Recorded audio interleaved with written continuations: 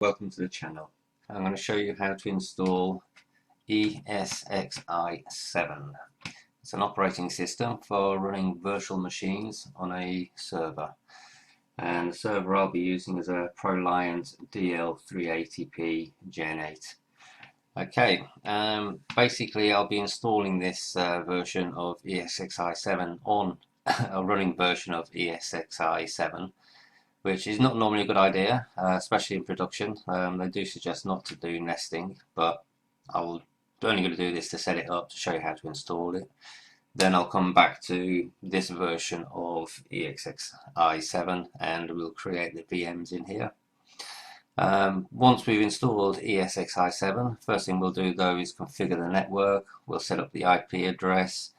You'll need to know what your IP address range is. If you're just connected to your router, it's more than likely you're going to have a router IP address of 192.168.1.1. I'm, however, behind a firewall, a hardwired one, WatchGuard T10, and I'm on an IP range of 10.0.1.1. Okay, so when you see me using IP address ranges, that's why mine may be different to yours. So you'll need to know what yours is. Once we've done that, we'll quickly configure the storage so we can upload an ISO file, which will be an Ubuntu ISO file. Once we've done that, I'll then show you how you would create the virtual machine to then install that ISO file. Okay, so I've already created a virtual machine ready to install. So here it is. So we'll click on Go and we'll start installing it. So as you'll see, this is how it will look in ESXi when you install a virtual machine. But don't worry about that for now. We'll show you that again when we install Ubuntu. So for now, just let this install. Takes a little while to install the installer, but once it's done, I'll come back and we'll carry on.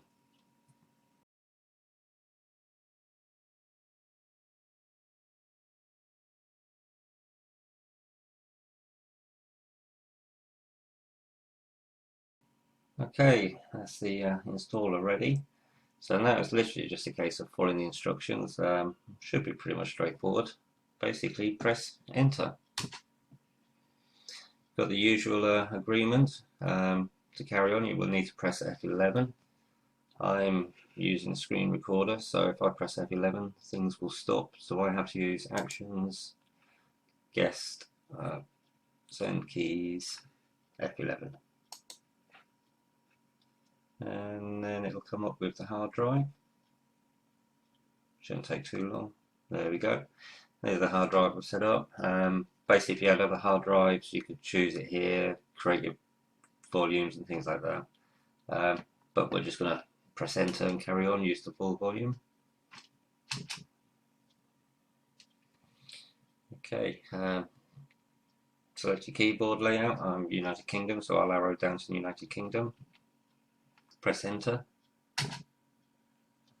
Choose a password. Need to arrow down.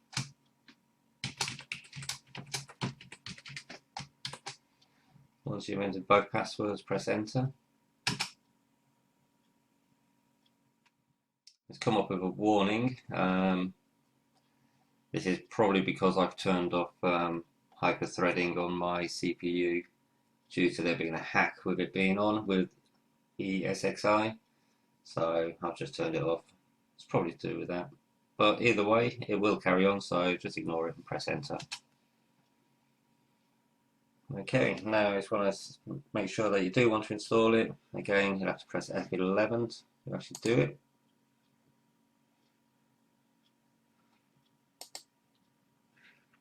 And let it install.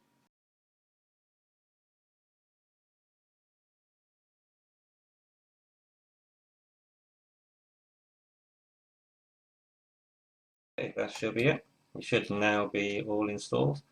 This message coming up says it's successfully installed and you have now 60 days evaluation and then you will need to get a license. Okay, so basically now what we need to do is, depending on how you've installed this, if you've done it on a flash drive or a CD or anything, you'll need to remove that and then reboot. And to reboot, just press enter.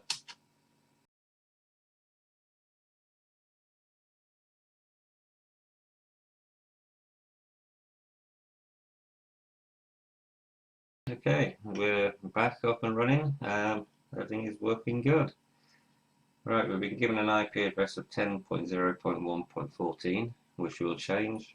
I want it to end with 80. I don't know why I just chose 80. So, to do that, you need to press F2. You'll need to log in as root, which is the password you set up earlier.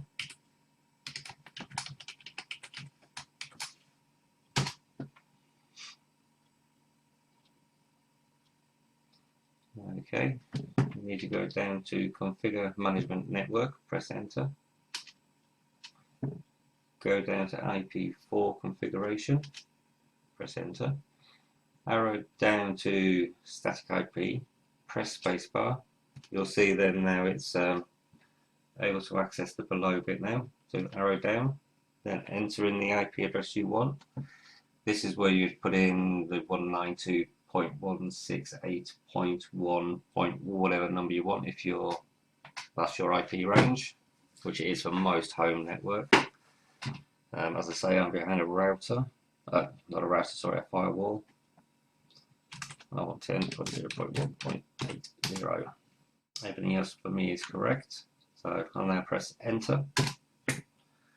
Comes back to here. So now what we need to do is press escape, and it'll ask you to configure. So press Y for yes. It'll configure. You'll see on the right hand side it will change in a second. There you go. So that's all set up and done. We can now go to our web browser and log in. So we can escape out of this. Okay, now we're back at the home screen. We can now go up the top, open up a new screen, and put in 10.0.1.80. It will come up with this error because we haven't set up any SSL certificates or anything. So just click advanced and then proceed. Then you need to log in with root and the password you just created. And there we go.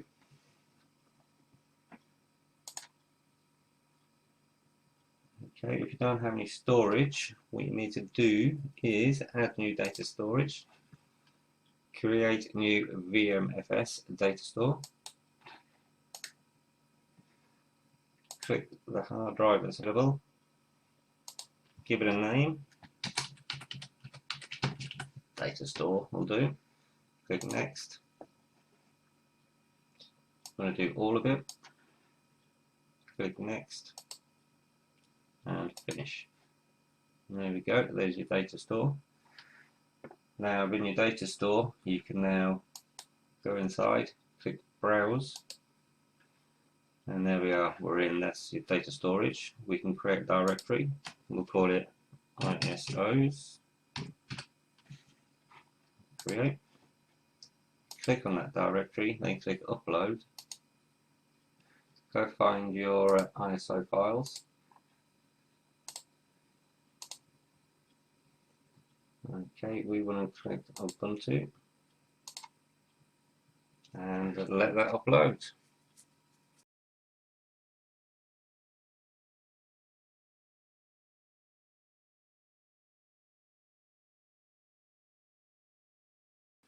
Okay, now that's uploaded, we can close. We now need to go to virtual machines, create new virtual machine, click next, give it a name, and we'll call it Ubuntu. Select it's Linux obviously, and then look for Ubuntu. We're doing 64-bit, click next, select the storage location for your virtual machine, select how many CPUs. Well, we've only got 4 because that's how many we set this ESXi version up with. We put 16 gig in, so we'll give it 8 gig. Don't worry about that. Hard drive space, you're going to need to give it 25 at least for Ubuntu. Then what you need to do is come down to CD drive, click on that, select data store ISO file, and this is where you now go to your folder you created with your ISO file in. Select that one, click select, select next, check through all your data, make sure it's all correct, which it should be, click finish, and there we go. There's our virtual machine ready to go and install Ubuntu. If you were to do power on, the machine would just power on and it'll be up and running.